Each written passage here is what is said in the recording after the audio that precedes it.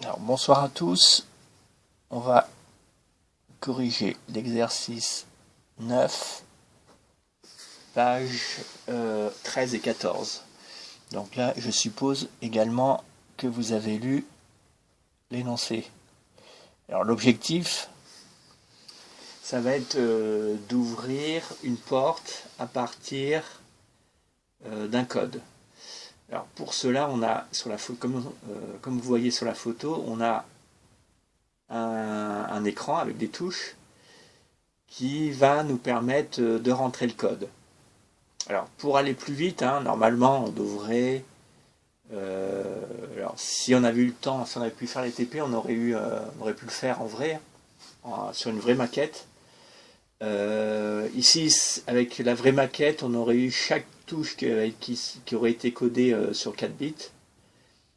Ici, pour simplifier, au niveau des entrées, alors on va considérer une entrée pour chaque chiffre. Alors, vous avez vu, le code, c'est quoi?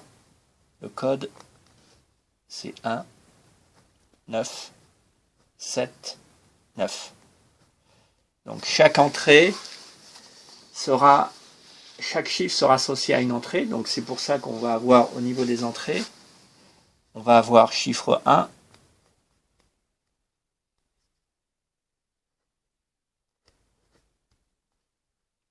chiffre 9 et chiffre 7. Ok, donc voilà nos trois entrées. Alors qu'est-ce qu'on a également? On a également un capteur pour indiquer que la porte est fermée, PF, porte fermée. Et on a une autre entrée qui est déverrouillage.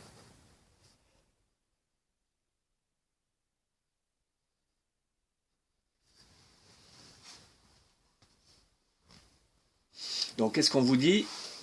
On vous dit donc la combinaison, d'accord, le bon code c'est 1979.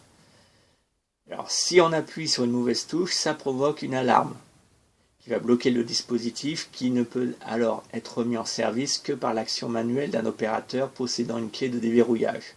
C'est pour ça qu'il y a la clé déverrouillage. C'est pour ça qu'il y a l'entrée déverrouillage. Et on a 10 secondes entre l'appui de deux touches, sinon l'alarme est déclenchée. Donc ça veut dire forcément dans votre graph 7, vous devez avoir une temporisation qui doit apparaître. Alors les conditions initiales, toujours pareil, je vais les noter.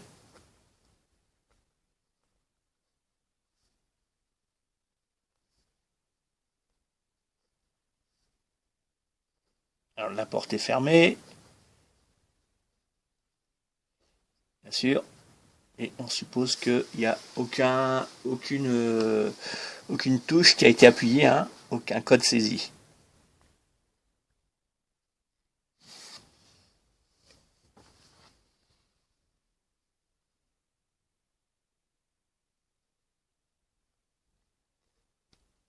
Voilà mes conditions initiales. Qu'est-ce qui va se passer? Donc ça c'est conditions initiales, toujours pareil, vous les associez à une seule étape initiale, qui sera l'étape initiale 0.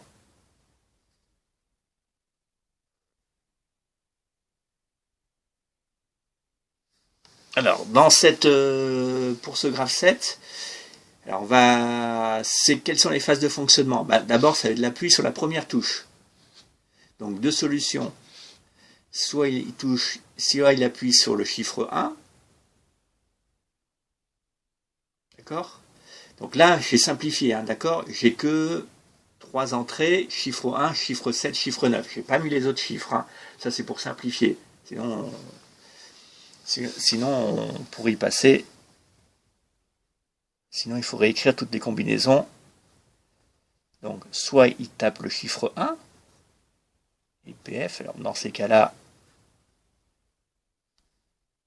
on va arriver dans l'étape 1, ça sera une étape d'attente. On va attendre que l'opérateur appuie sur le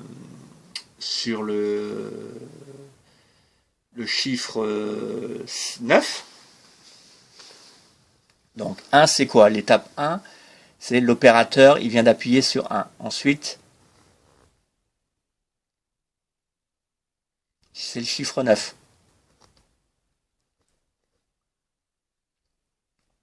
à condition, d'accord, que l'appui entre deux touches doit se faire dans un délai qui n'excède pas 10 secondes.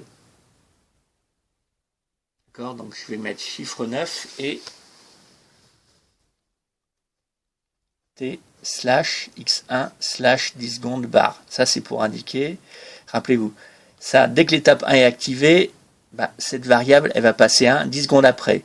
Donc, si je prends son complément, donc ça veut dire que l'utilisateur, il a 10 secondes pour appuyer sur le chiffre 9.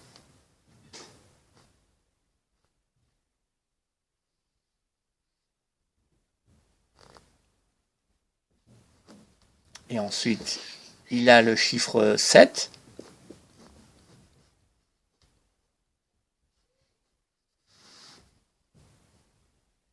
D'accord, donc je vais numéroter les transitions.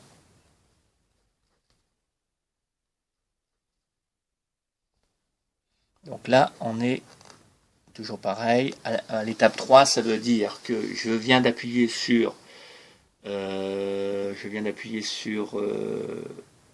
3 chiffres.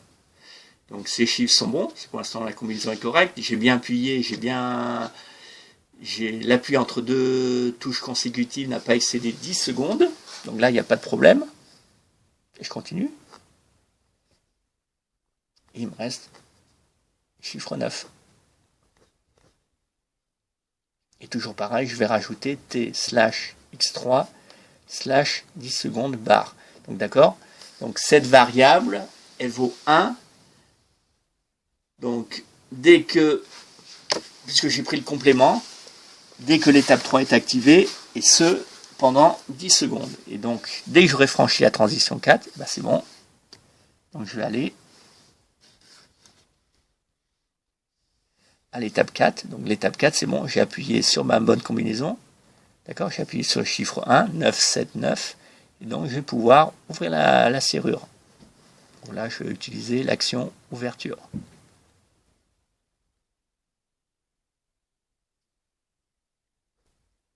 Voilà. Alors ensuite,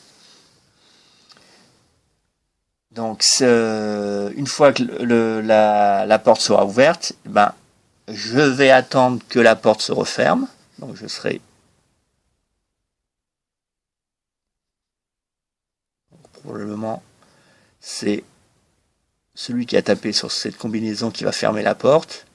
Et dès que la porte sera fermée, et ben, je reviens à l'étape initiale 0.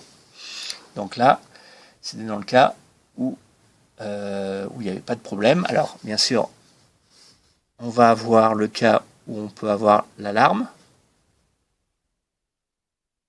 Ça sera une autre phase de fonctionnement associée à l'étape 5. Donc, dans quel cas je peux avoir l'alarme? Bon, on vous dit si l'utilisateur, il ne tape pas sur le chiffre 1. Donc, s'il ne tape pas sur le chiffre 1, sur quoi il va taper? Il va taper sur le chiffre 7 ou le chiffre 9. Et je rajoute la condition initiale PF.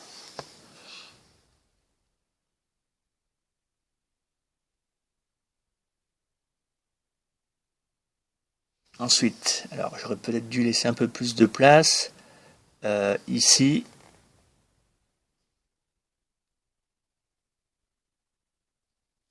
toujours pareil. Alors là, ce sera la transition numéro 6. Là, je vais avoir la numéro 7.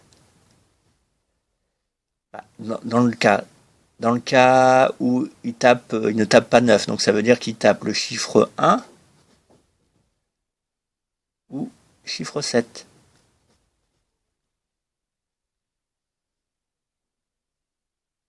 Donc s'il tape, il tape sur le chiffre 1 ou le chiffre 7, il s'est trompé. Et donc l'alarme va pouvoir être enclenchée.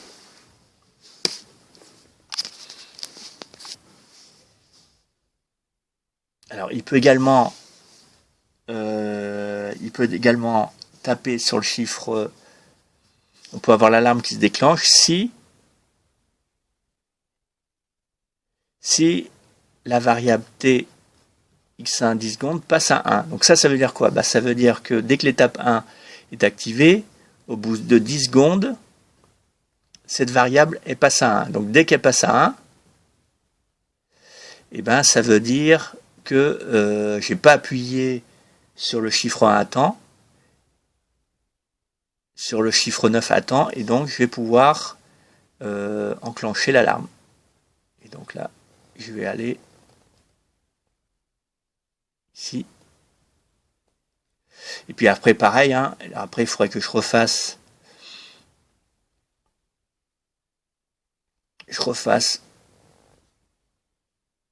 voilà, pareil.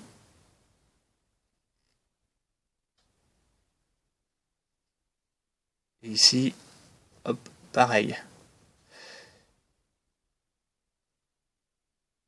Alors, pour 8, la transition 8, parce que là, j'ai pas assez de place. 8, ça veut dire quoi? Ça veut dire que j'ai appuyé soit sur le chiffre 1 ou chiffre 9.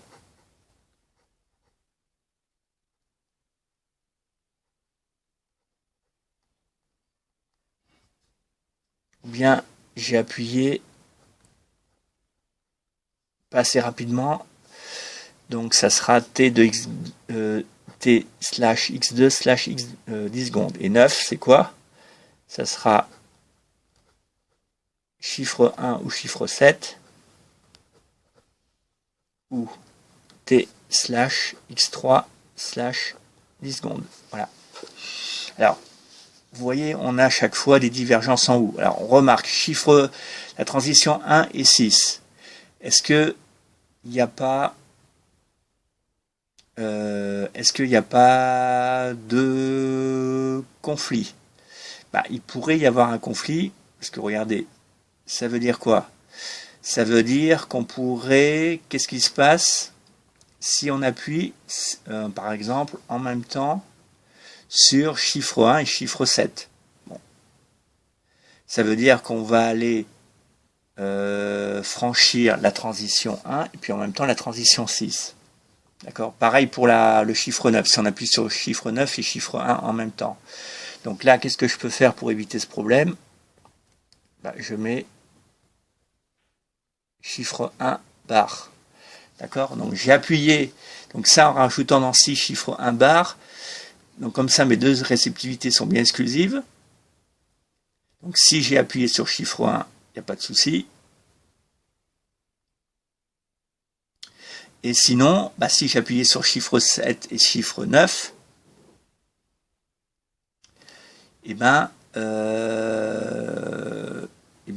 si j'ai appuyé en même temps sur les trois touches en même temps,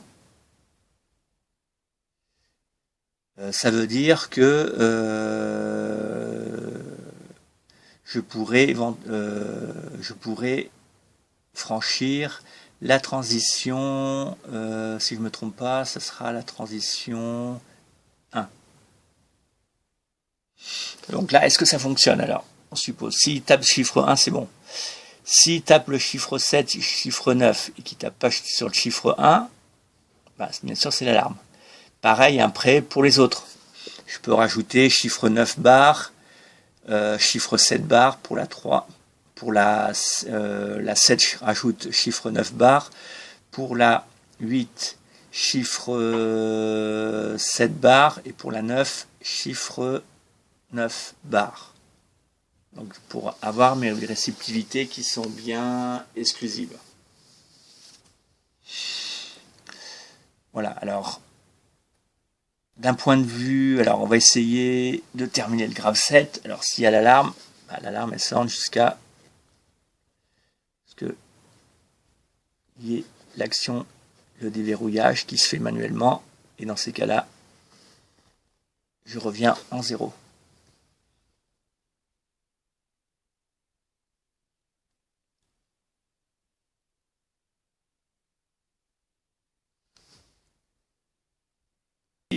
On va reprendre un peu le problème du conflit. Donc là, qu'est-ce qui se passe si j'appuie sur les trois touches en même temps?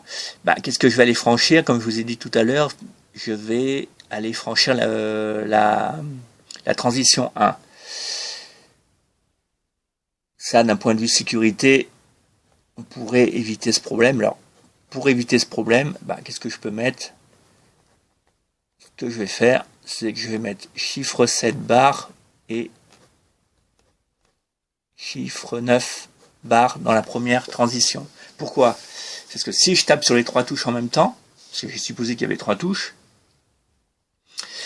et forcément, j'irai activer l'alarme. Donc d'un point de vue de sécurité, il vaut mieux faire ça que de mettre, comme j'avais fait tout à l'heure, chiffre 1 barre. Donc ici, ça veut dire qu'ici, il faudrait mettre et chiffre 1 barre et chiffre 7 barre. Ok. Pareil pour là, vous rajoutez quoi? Vous rajoutez chiffre 1 barre et chiffre 9 barre, et là chiffre 1 barre et chiffre 7 barre. Voilà. Alors, ensuite, pour la deuxième touche, qu'est-ce qui se passe si je respecte pas ce délai de 10 secondes? Si je respecte pas le délai de 10 secondes, j'irai en effet activer l'alarme. D'accord, alors est-ce que mes réceptivités sont bien exclusives? Oui, là, il n'y a pas de problème, elle est bien exclusive avec le chiffre 1 barre, chiffre 7 barre, et là j'ai mis le complément des deux variables relatives au temps. Donc là, il n'y a pas de souci.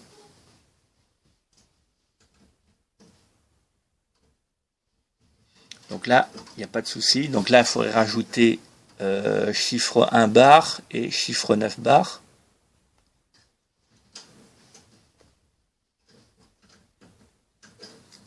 Et là, rajouter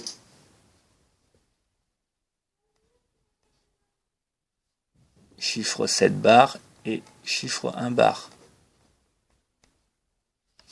Alors, pour le faire mieux, je vais essayer de le refaire.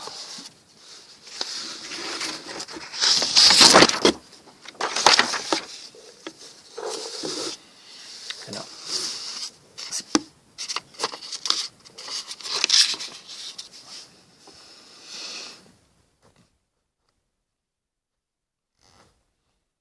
on a 0. D'accord? Hop. Hop. Donc là, j'appuie le chiffre 1. 2, c'est l'appui sur le chiffre 9.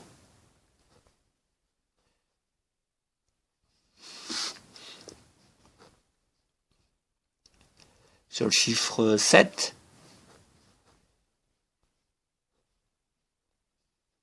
Et le chiffre 9. Et dans ces cas-là, c'est mon alarme. C'est mon ouverture. Je maintiens l'action ouverture jusqu'à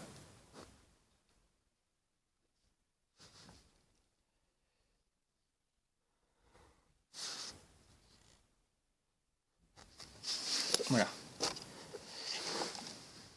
Donc là, on va retrouver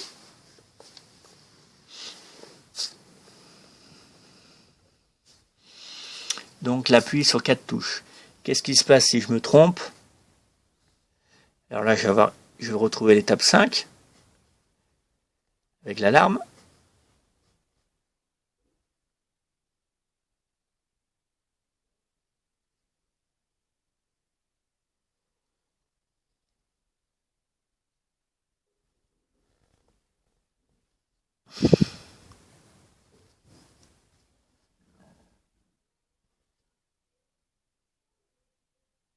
Donc là, ça sera la transition 6.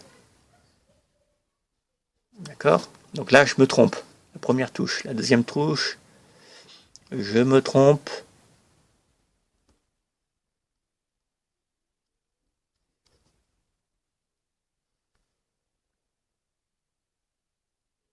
Et je vais toujours en 5. Là c'est la troisième touche. Je me trompe. Ce sera la transition 8. Et là, je me trompe sur la quatrième touche. Donc, première touche, deuxième, troisième, quatrième. Et je vais là. D'accord? Donc, une fois que l'alarme et déverrouiller.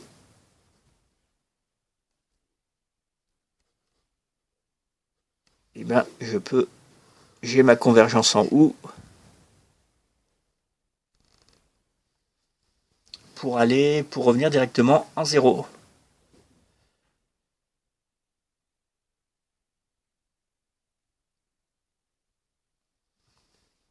Alors, au niveau de là, donc là c'est PF bar, et donc là je vais retrouver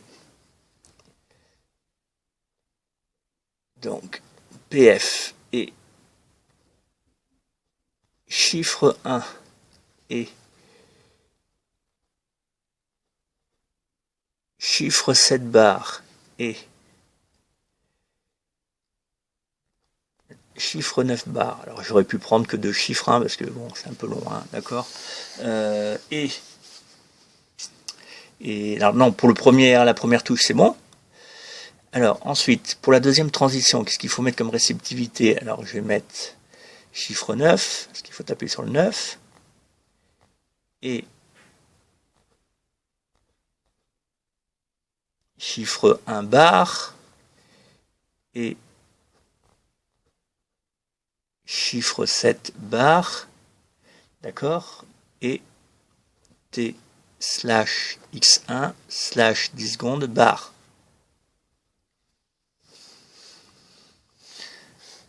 Pour le 3, qu'est-ce que je vais mettre?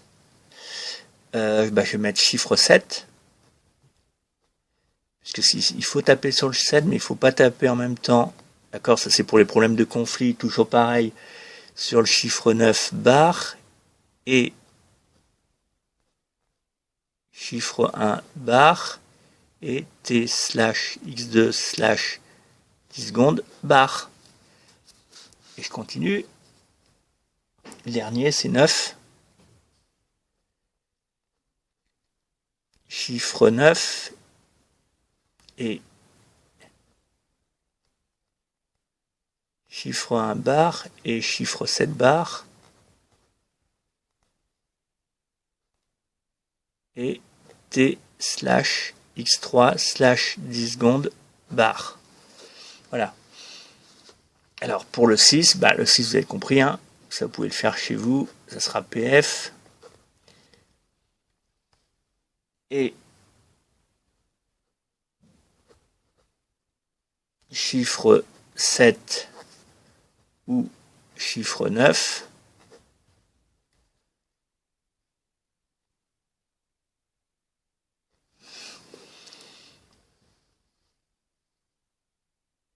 Voilà. Ensuite, donc ça c'est pour la 6. Pour la 7, ça sera chiffre 1 ou chiffre 7 ou T slash X1 slash 10 secondes. Pour le 8, rappelez-vous, ça veut dire qu'on tape pas sur le 7, donc on tape sur le 1 et le 9, ou le 9. Chiffre 1 ou chiffre 9, ou T slash X2 slash 10 secondes. Et puis il reste le 9. Le 9, ça veut dire qu'on n'a pas tapé sur le 9, donc on a tapé sur le 1 ou le 7. Et on n'a pas tapé pendant un délai inférieur à 10 secondes, donc ça veut dire qu'il faut mettre T slash X3 slash 10 secondes. Et là, il n'y a plus de problème, de conflit, et on a résolu notre problème. Voilà. Bon, restez bien confinés. Bonne soirée.